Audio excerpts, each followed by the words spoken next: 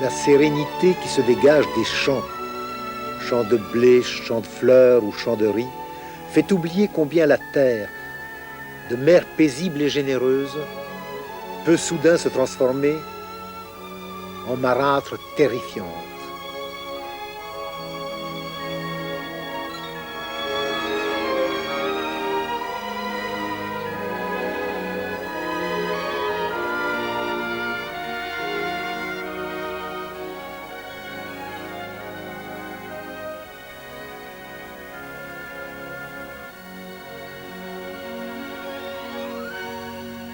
Dans tous mes vagabondages à la surface de la Terre, tu vois, deux choses m'ont frappé et m'ont toujours emballé, enthousiasmé.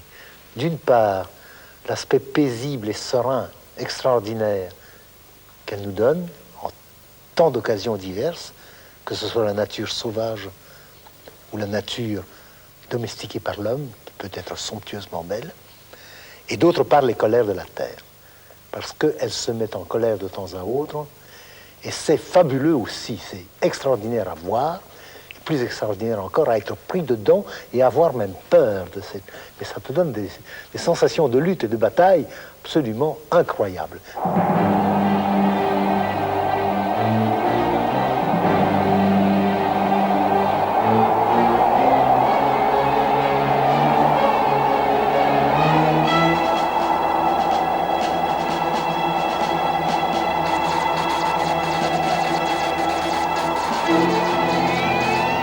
Difficile d'établir une classification dans ces colères.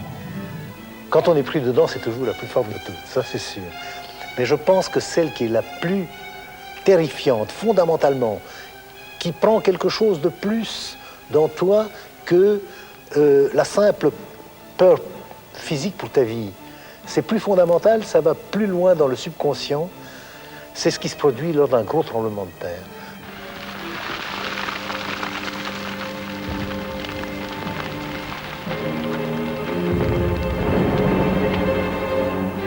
Quand la terre tremble, tu peux aussi avoir peur pour ta vie, mais en plus de cela, il y a comme une espèce de terreur métaphysique.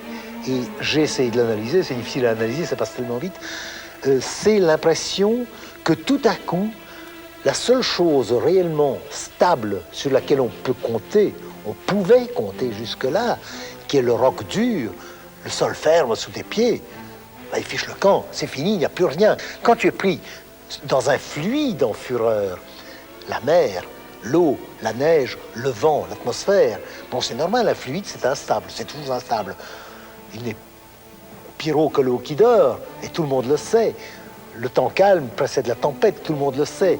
D'expérience, le seul qui tremble, c'est autre chose. Et les tremblements de terre, pour ça, je les mets en tout premier lieu, tout premier rang des catastrophes naturelles.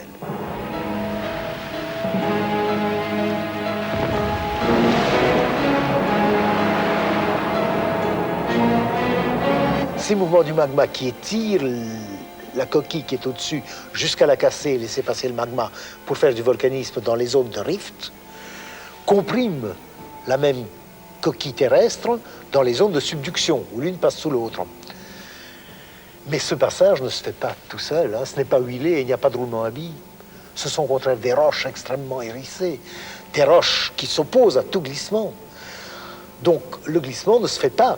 Les contraintes s'accumulent, mais rien ne bouge parce que les roches hérissées empêchent que ça bouge. Jusqu'au moment où les contraintes dépassent la résistance mécanique de ces roches et toc, ça casse.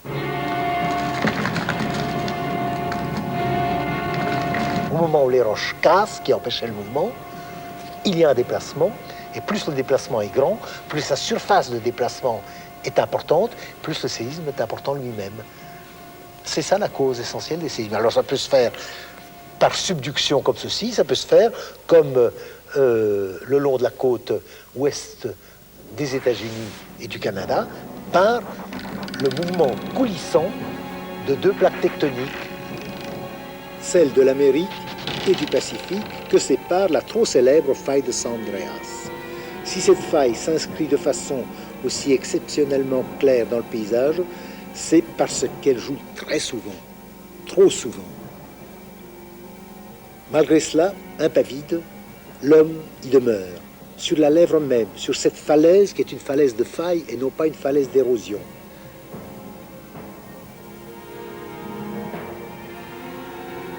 Ainsi à Daly City, où est venu, depuis la côte orientale, s'installer par exemple Jerome Boyle et sa fille Marley.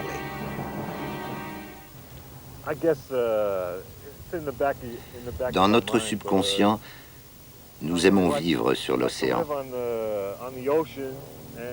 En effet, il y a un petit risque d'avoir une propriété au bord de l'océan. Le tremblement de terre, l'ouragan, tout ce qui peut arriver d'un certain côté, c'est chouette. C'est un pari, n'est-ce pas? Est-ce que vous croyez à ce que prédisent les scientifiques, qu'un tremblement de terre majeur va se produire ici avant la fin du siècle? Il y a eu récemment un tremblement de terre à Coalinga. Il y a une grande ligne de faille ici. Et la science des tremblements de terre n'est pas encore crédible. Elle le deviendra peut-être, mais je ne sais pas si un tremblement de terre majeur se passera ici ou ailleurs.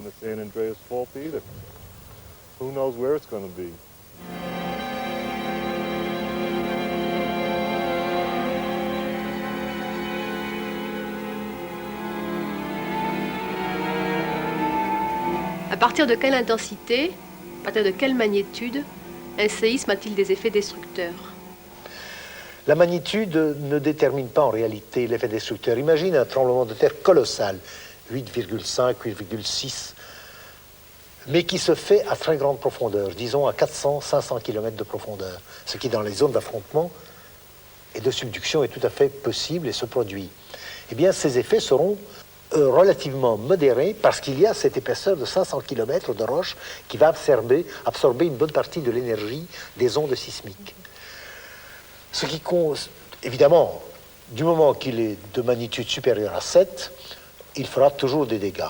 Mais les dégâts sont fonction d'abord de la magnitude, c'est-à-dire l'énergie libérée, et un tremblement de terre n'a qu'une seule magnitude, soit magnitude caractéristique, disons 8, pour un gros. Mais ça dépend également de la profondeur. Plus il est profond, moins les effets en surface seront intenses.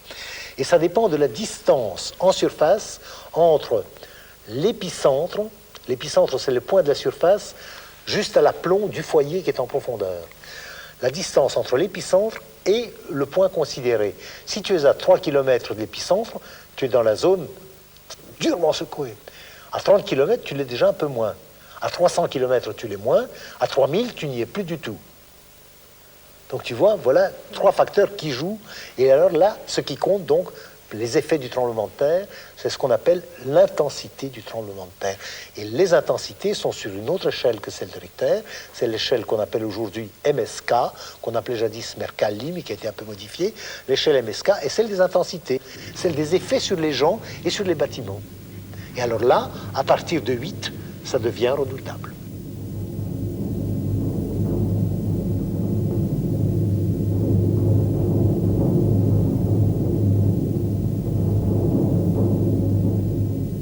Les failles de coulissage sont connues pour être le lieu de séismes particulièrement importants. C'est le cas, je crois, de la faille Saint-Andréas. Et les scientifiques ont longtemps cru qu'ils allaient pouvoir prévoir ce qui se passerait sur la faille Saint-Andréas. Qu'est-ce que tu peux en dire? Moi, je dois dire que je n'ai jamais cru que l'on pourrait prévoir sérieusement, c'est-à-dire prévoir avec précision, à un jour près, le moment et le lieu exact d'un tremblement de terre. Et je ne le crois toujours pas. Et je crois que peu de scientifiques spécialisés l'aient réellement cru. Certains l'espèrent pour un avenir lointain, mais en règle générale, le tremblement de terre, je crois, demeurera toujours imprévisible, sauf quelques exceptions, comme l'admirable réussite chinoise en 1975 dans la province de Liaoning. Mais l'effort de prévision est énorme. Il a démarré en 1964 aux États-Unis, après le tremblement de terre désastreux d'Alaska, encore une fois, à Anchorage, où il y a eu un demi-millier de morts. Et cela fait ouvrir les vannes des crédits, tant fédéraux que ceux des États concernés, et on a lancé un énorme programme de tentatives de prévision. Mais prévoir les tremblements de terre est incomparablement plus difficile, incomparablement, que prévoir le temps qu'il fera, avec des moyens aussi incomparablement moins énormes que ceux de la météorologie. Donc je pense qu'on n'y arrivera jamais. Je crois que c'est impossible. De temps en temps, il y aura une exception bienvenue et à laquelle nous applaudirons tous, mais ce sera toujours l'exception. Ce n'est pas par la prévision qu'il faut se défendre contre les effets des tremblements de terre, c'est par les précautions, et ces précautions vont avant tout dans la construction de bâtiments, d'immeubles qui résistent et qui ne s'effondrent pas, parce que les 9/10 des victimes sont les gens qui sont tués ou blessés par la chute des immeubles.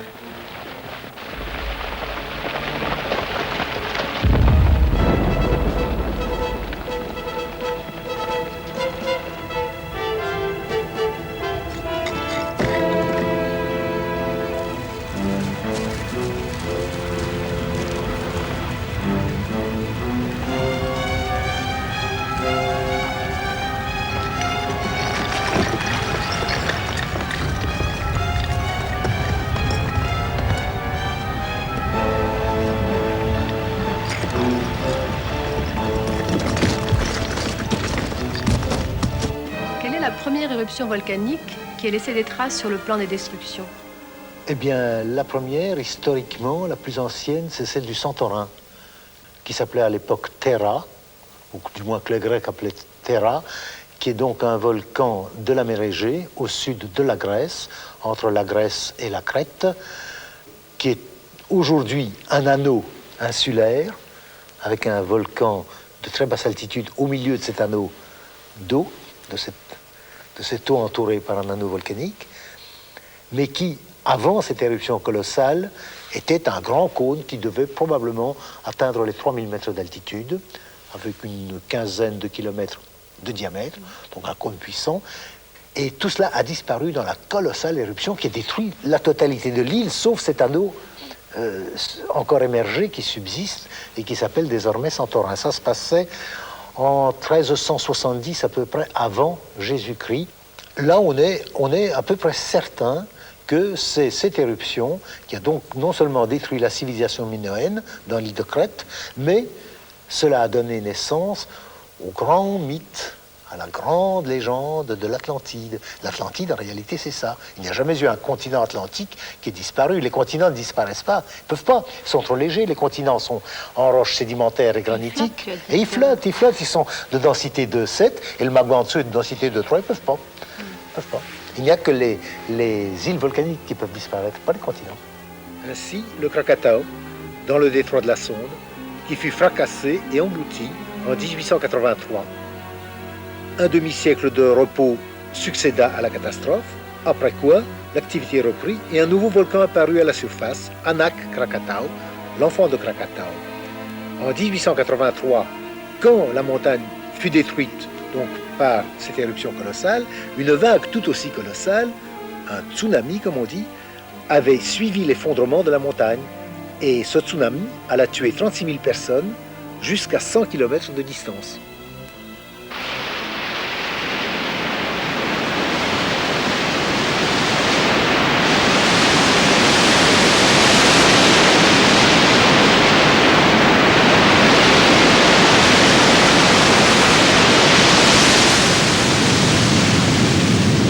Donc le tsunami, mot japonais, accompagnant cette explosion et surtout l'effondrement consécutif de la montagne dans la chambre magmatique, dans la cavité laissée par tout ce que le volcan a vomi en quelques minutes, ça fait une énorme salle voûtée, sans doute incandescente, à quelques kilomètres au maximum de profondeur. Et la montagne, ça s'appelle lourd une montagne, la montagne du Krakatau, comme celle de Terra, 3000 ans plus tôt, s'est effondrée là-dedans en créant la caldeira.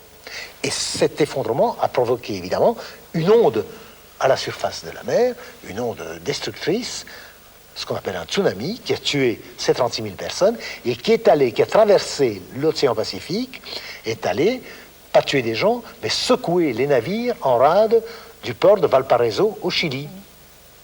Et le bruit de cette explosion, et ça a dû être la même chose pour le Santorin 3000 ans plus tôt, le bruit de l'explosion du Krakatoa a été entendu au centre de l'Australie et au milieu de l'océan Indien, à 4000 km de distance. On a entendu à l'oreille une déflagration à 4000 km. C'est comme si à Paris on entendait une explosion qui se produisait en Sibérie. C'est stupéfiant comme puissance. Et l'éruption, bon, qui a aussi pas mal touché les Français, puisque c'était un territoire dit français, c'est-à-dire l'éruption de la montagne Pelée en Martinique au début du siècle. Ah oui. Est-ce qu'elle est très différente ou elle était du même type? Non, elle n'était pas du même type. C'est une éruption, c'était une éruption dont le type était nouveau, inconnu à l'époque. Depuis lors, on en a vu des palanquets. C'est une éruption libérant une nuée ardente. Qu'est-ce que c'est qu'une nuée ardente? C'est un jet de gaz à haute température, dans l'autre aussi, mais non pas uniquement verticalement, mais aussi latéralement. C'était le cas donc à la montagne Pelée. Et cette nuée de gaz est surchargée de blocs de magma, extrêmement riches en gaz, de magma très léger, parce que très vésiculeux, de nature chimique acide, comme on dit, ce sont des dacites, des rhyolites. La nuée ainsi libérée se propulse, semble-t-il, par elle-même. On n'en est pas tout à fait sûr encore, mais ça semble vrai. Elle se propulse par elle-même, elle a donc la puissance de départ, comme un obus qui est lancé par une charge d'explosifs, mais elle, chargée de blocs de magma, qui libèrent leur gaz dans l'atmosphère, dans la nuée, se propulse comme des fusées.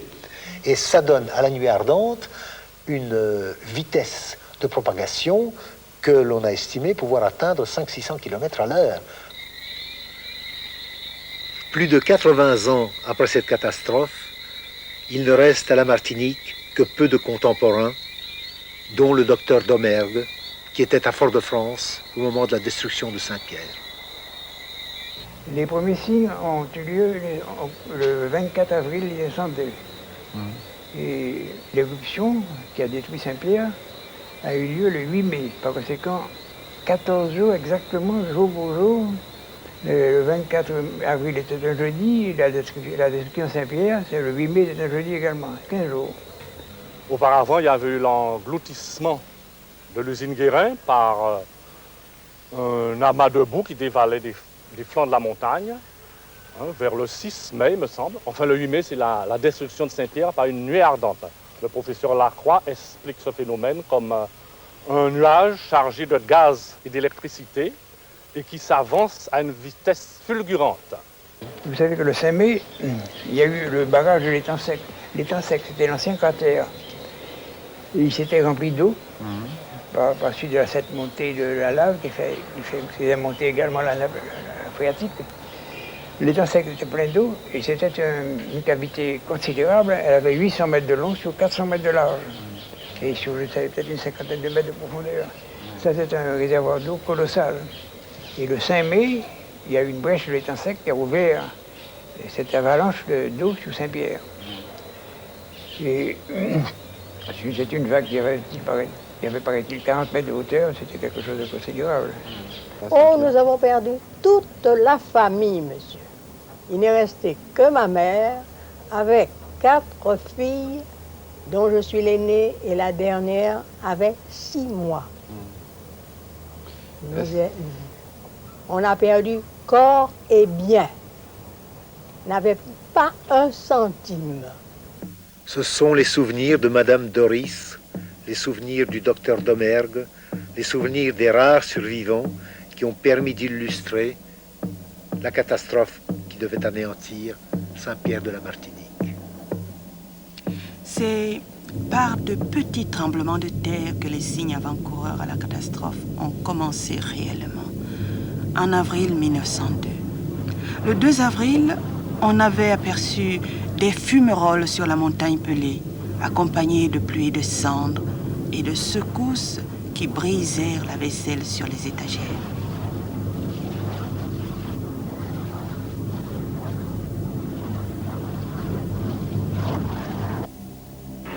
Une équipe de volontaires escalada le volcan pour observer ce qui se passait là-haut près de l'étang sec.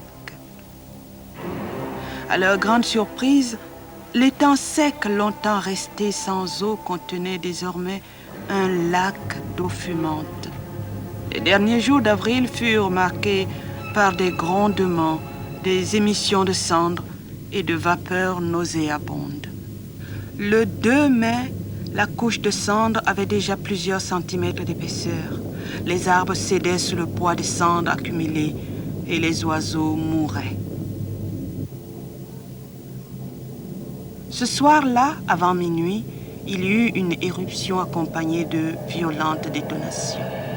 Les habitants sortant dans les rues pouvaient voir au-dessus de la montagne un épais nuage chargé d'électricité, déchiré par des éclairs.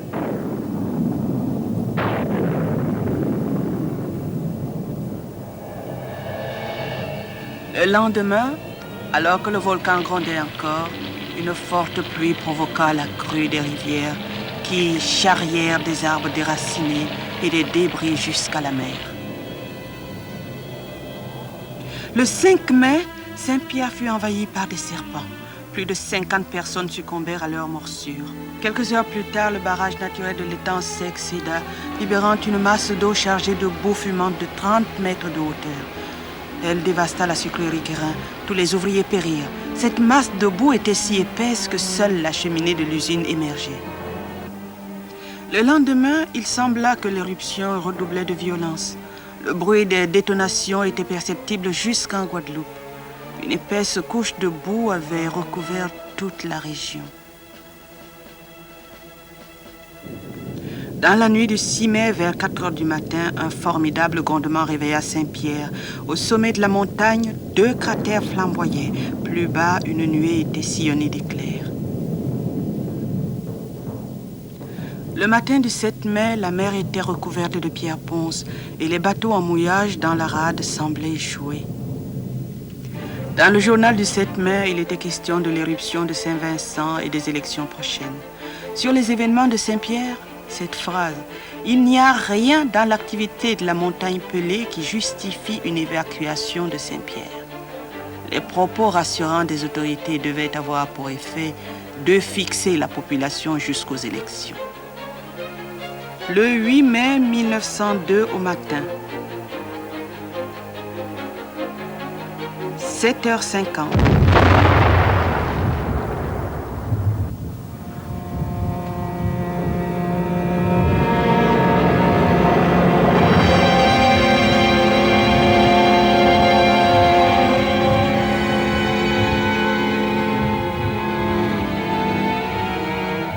En moins de 2 minutes, une avalanche incandescente déferla à 160 km/h, anéantissant toute la ville et les navires en mouillage. La troupe stationnée la veille aurait, paraît-il, refoulé ceux qui cherchaient à fuir. Cependant, 2000 Pierrotins trouvèrent refuge à Fort-de-France. Les 30 000 autres sont morts dans cette catastrophe. Saint-Pierre était une ville prospère, avec ses fabriques, son port, son théâtre, sa cathédrale. Saint-Pierre était considéré comme le Paris des Antilles. Les connaissances qu'on a acquises en 3/4 de siècle depuis la catastrophe de la montagne Pelée, en partie à cause de cette catastrophe, sont maintenant un acquis utilisable pour la prévision. Et la prévision d'une éruption, aujourd'hui, si le volcan est surveillé, le départ de l'éruption ne peut pas être manqué par des volcanologues compétents et bien outillés. Impossible. Le départ de l'éruption. De là à prévoir qu'il y aura un paroxysme épouvantable, destructeur, meurtrier, comme celui du 8 mai 1902, nous n'en sommes pas encore là. Le départ de l'éruption est facile à prévoir. L'occurrence ou la non-occurrence d'un paroxysme est plus difficile, mais pas du tout impossible.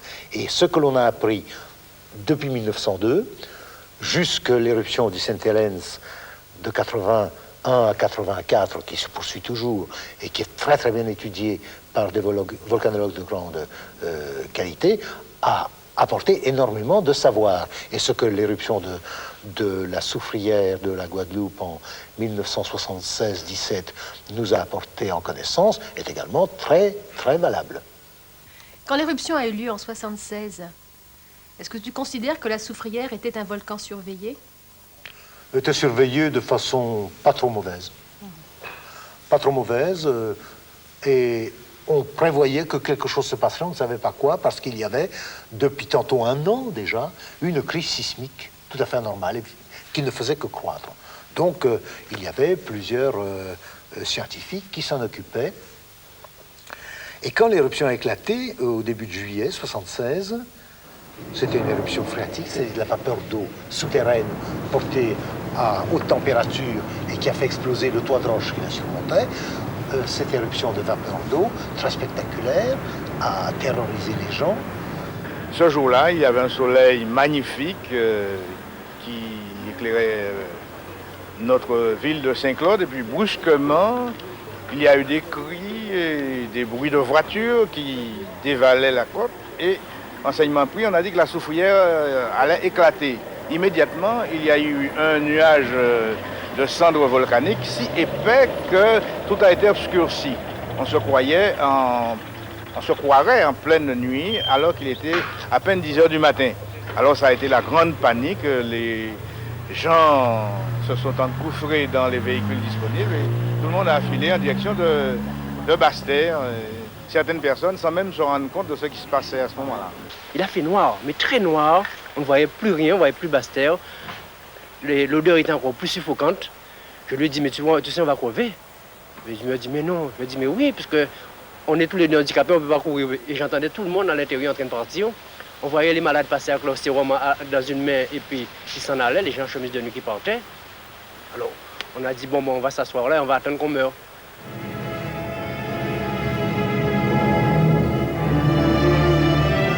Alors, ce qui sort, c'est fait de quoi? C'était de la vapeur d'eau, surchauffée au départ, simplement de la vapeur bouillante après, chargée de débris de roches anciennes. J'étais à l'époque officiellement le volcanologue in charge, comme disent les Américains, pour les Antilles, pour les volcans français. On peut dire responsable en français? On dit? Responsable? Voilà, j'étais le volcanologue responsable. Et j'ai été appelé par le préfet, je suis parti tout de suite là-bas. Et en 2 heures, j'étais absolument tranquillisé. L'éruption, donc j'ai reconnu très vite que c'était une éruption phréatique. Il n'y avait que des vieilles roches qui avaient été lancées, il n'y avait que de la vieille poussière, pas du tout de lave fraîche, de lave nouvelle, il n'y en avait absolument pas. Et c'est ce que j'avais dit d'ailleurs aux autorités administratives et gouvernementales de l'époque, en 1976. C'est une éruption phréatique, il n'y a aucun danger, absolument pas le moindre danger pour la population, sauf si des paramètres, des facteurs évolue, change, ses températures montent, si la chimie des gaz se transforme, si la profondeur des séismes diminue, que les séismes se rapprochent de la surface, etc.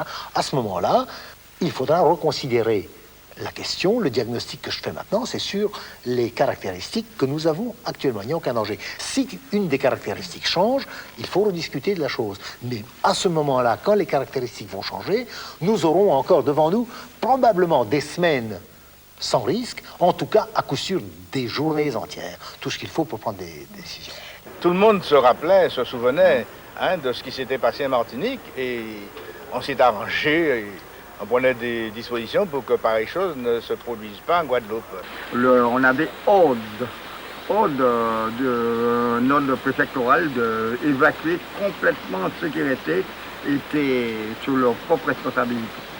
Parce qu'ici, c'était considéré une zone d'entrée. Obéissant aux ordres venus de Paris et s'abritant derrière les affirmations d'un professeur prétendument compétent de l'université de Paris-Jussieu, le préfet ordonna d'évacuer la population de Basse-Terre, de Saint-Claude et de Matouba. En tout, plus de 72 000 personnes furent ainsi exilées pendant 4 mois. Le département fut partiellement ruiné et les contribuables supportèrent ce gaspillage de plusieurs centaines de millions de francs.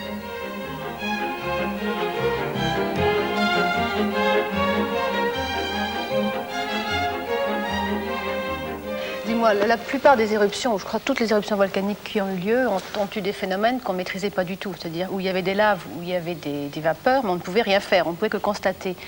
À l'Etna, il n'y a pas très longtemps, on a essayé effectivement de détourner la lave. Est-ce que c'est une expérience qui a réussi? Est-ce qu'on peut considérer qu'elle peut être reproduite aujourd'hui sur d'autres volcans?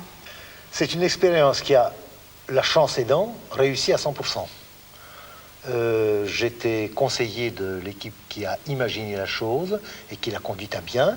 Il y avait 3 volcanologues, il y avait 2 Italiens de grande qualité, Franco Barberi de Pise et Lillo Villari de Catane, et un Français, François Le Guern, de Gif-sur-Yvette.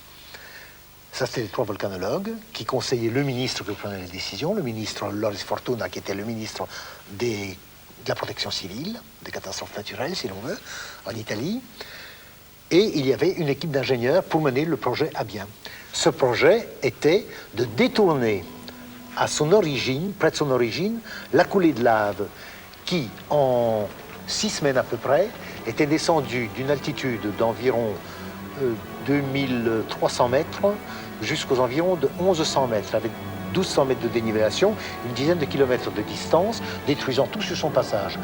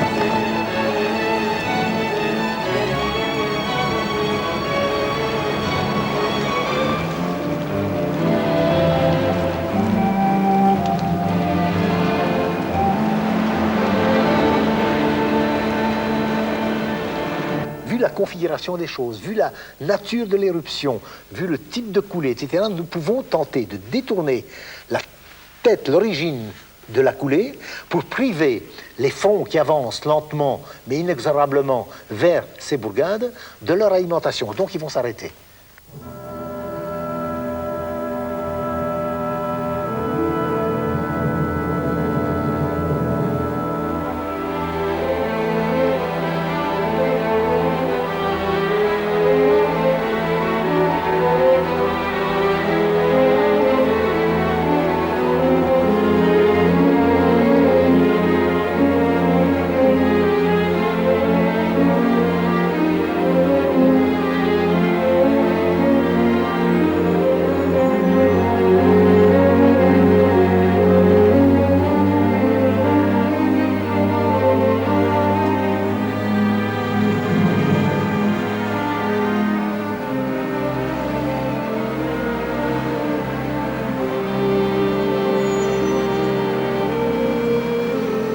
Ce que l'on fait, c'est qu'on essaye de détourner la coulée.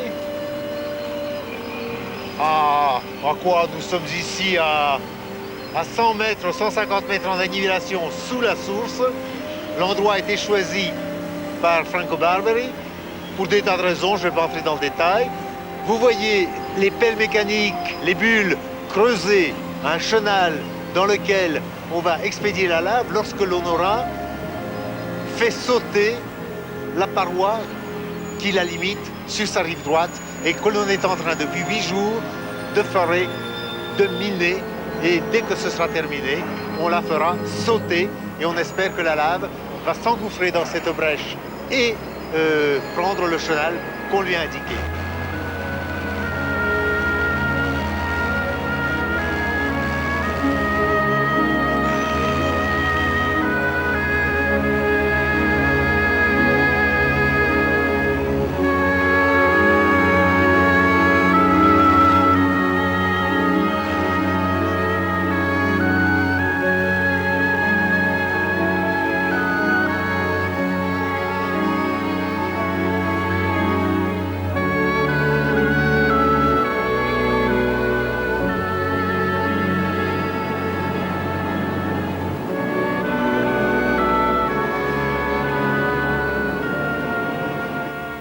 Par-delà le rougeoiement des laves reflétées par leur fumée, les lumières de Catane. Dans la lumière crue d'un projecteur de DCA, l'on distingue les tubes des mines que l'on a forées pour le dynamitage de la paroi.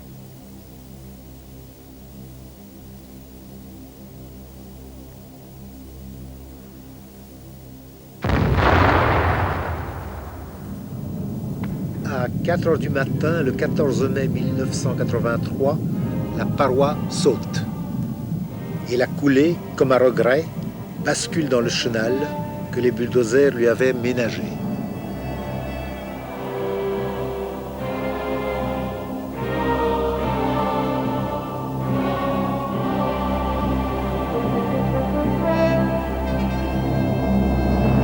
Mais seule fut déviée la moitié supérieure de la coulée.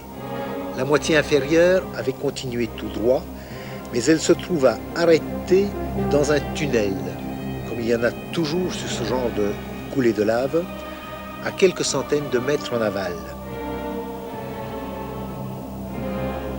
Par des lucarnes dans sa voûte, voici le tunnel.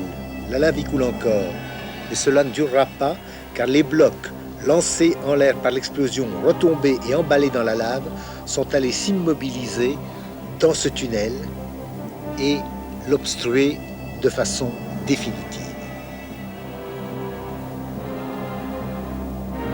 Ces énormes éléphants, ces hippopotames de basalte en fusion, sont des blocs enrobés de lave. Nous avons parlé des tremblements de terre, nous avons parlé des éruptions volcaniques.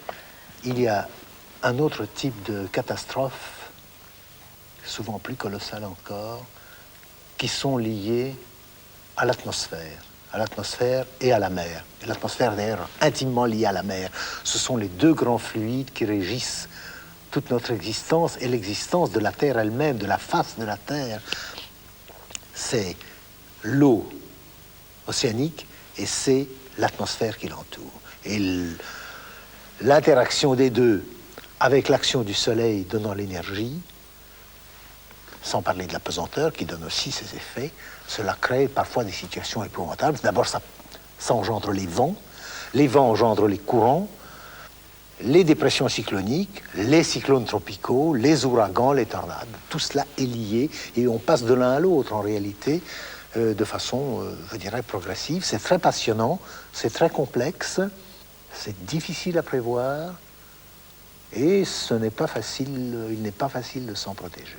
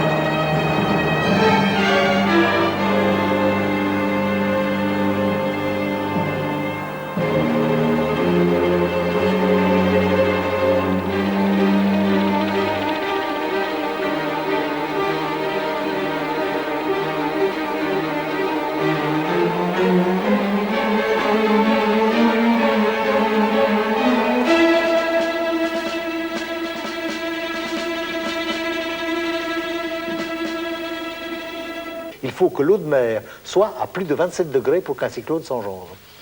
Mais plus haut, il s'engendre également des cyclones dans des eaux beaucoup moins chaudes, mais ce sont des cyclones, ce sont des dépressions, qu'on appelle aussi cyclones en termes scientifiques, mais ce sont des cyclones de 1000, 2000, 3000 km de diamètre qui nous font le mauvais temps que nous avons sous nos latitudes moyennes. Le cyclone tropical, lui, il fait, au lieu de 3000 km, il fait 300 km de diamètre. Il est 10 fois moins large. Et les énergies sont les mêmes. Donc les vents vont beaucoup plus vite, les dépressions sont beaucoup plus marquées. Dans l'œil, par exemple, du cyclone, la dépression est beaucoup plus forte que dans une dépression cyclonique qui se forme au large de l'Islande. Et quand c'est plus étroit encore, c'est une tornade, une trombe marine, une tornade terrestre, ou alors on ne sait même pas quelle est la pression au centre, elle est encore plus basse, on n'a jamais pu la mesurer. Et la vitesse des vents atteint peut-être 400 ou 500 km/h.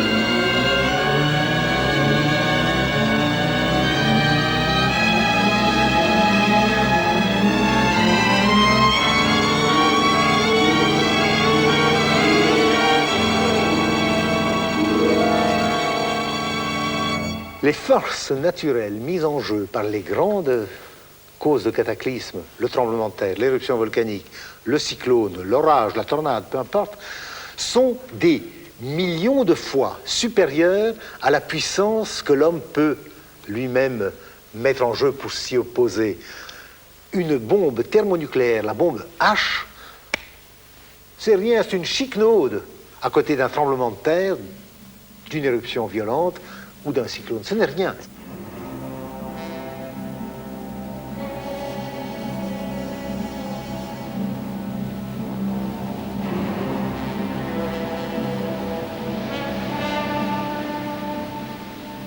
Les inondations peuvent être le pire des fléaux, que ce soit en Australie comme ici, en Inde, au Japon, au Pakistan, aux États-Unis et surtout en Chine, où le fleuve jaune, par exemple, a tué jusque plus de 2 millions de personnes au cours d'une seule de ces crues gigantesques. Les inondations sont extrêmement dévastatrices, parfois, et extrêmement redoutables.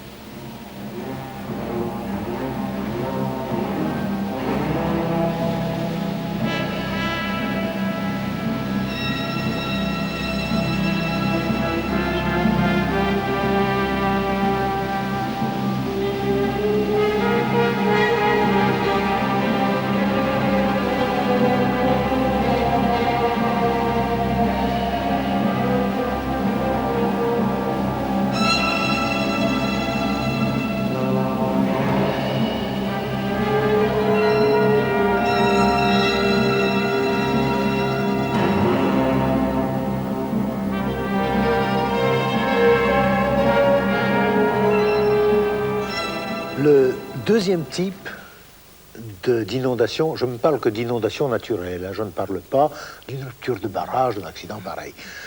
Mais le deuxième type d'inondation naturelle est heureusement plus rare parce qu'il peut être terrifiant. L'autre aussi peut être terrifiant. Les Chinois ont eu des expériences d'inondation de leurs grands fleuves effroyables, avec des centaines de milliers de morts chaque fois.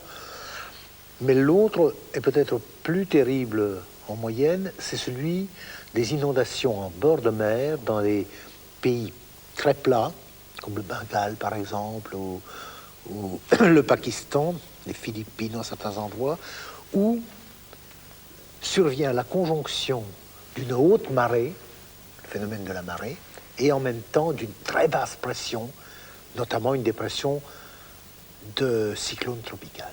Alors la mer se gonfle, elle se gonfle terriblement parce que la pression est faible, n'est-ce pas? La pression qu'elle subit, qu'il a traverse d'habitude, et qu'en même temps il y a le phénomène d'attraction par la Lune et le Soleil, le phénomène de marée. Donc elle gonfle 2 fois et elle peut envahir des surfaces immenses d'un pays qui se trouve, disons, à 1, 2, 3 mètres au-dessus du niveau de la mer. Et comme ce gonflement de la mer dépasse 1, 2, 3 mètres, ce sont des inondations effroyables avec des hécatombes qu'on n'imagine pas dans nos pays tempérés. Éruption volcanique, tremblement de terre, cyclone, inondation. Et un dernier type de grande catastrophe dont tu n'as pas parlé, c'est les avalanches ou les glissements de terrain. Tous les deux sont des écroulements très brutaux ou des glissements parfois, qui sont moins brutaux mais qui peuvent être aussi meurtriers et dévastateurs, de matières solides. La neige est solide, elle est plus virulente mais solide. Et les rocs ou les terres qui glissent le sont aussi, mais tout ça rendu plus ou moins fluide par la présence de l'eau.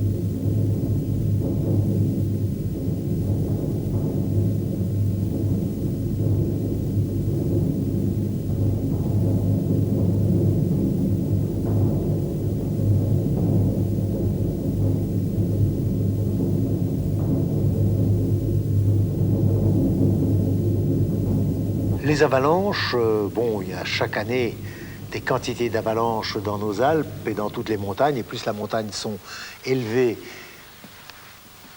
plus il y a de neige sur ces montagnes et plus les avalanches sont colossales. Les plus colossales de toutes sont dans l'Himalaya, puis dans la cordillère des Andes, puis dans les montagnes de l'Alaska et puis dans les Alpes, où elles sont relativement modestes, mais épouvantablement destructrices et meurtrières quand même. Alors il y a plusieurs types d'avalanches, je ne vais pas entrer dans le détail. Elles se produisent toujours, les avalanches, quand la neige qui s'est accumulée sur une pente, tout à coup perd l'équilibre et glisse, d'un seul coup ou lentement.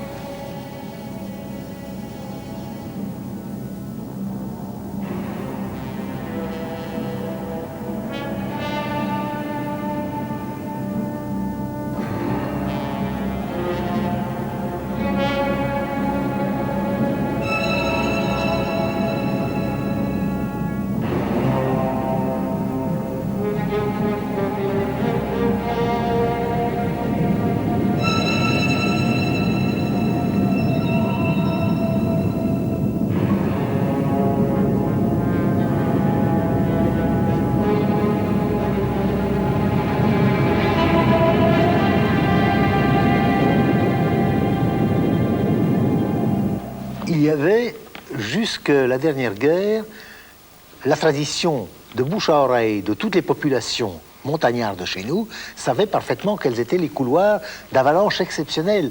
Les avalanches qui se produisent une fois par siècle, même moins. Ils le savaient, ils ne construisaient pas dedans. Aujourd'hui, tout cela est colonisé par des immeubles, des hôtels, des chalets, tout ce que l'on veut. Évidemment, en certains endroits, on a pris des précautions, on a construit des systèmes par avalanche, cela dit, mais il y a des quantités d'endroits où on a construit, où cette année, ou dans 35 ans, il y aura une catastrophe parce que l'avalanche exceptionnelle ira infiniment plus loin que les distances auxquelles nous sommes habitués.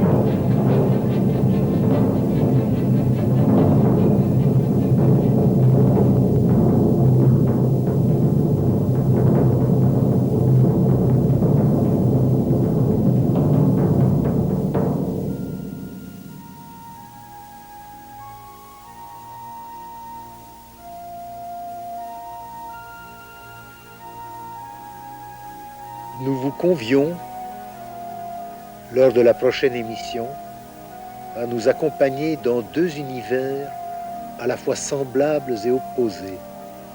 Deux univers qui m'ont envoûté et qui m'envoûtent toujours davantage, celui des déserts de glace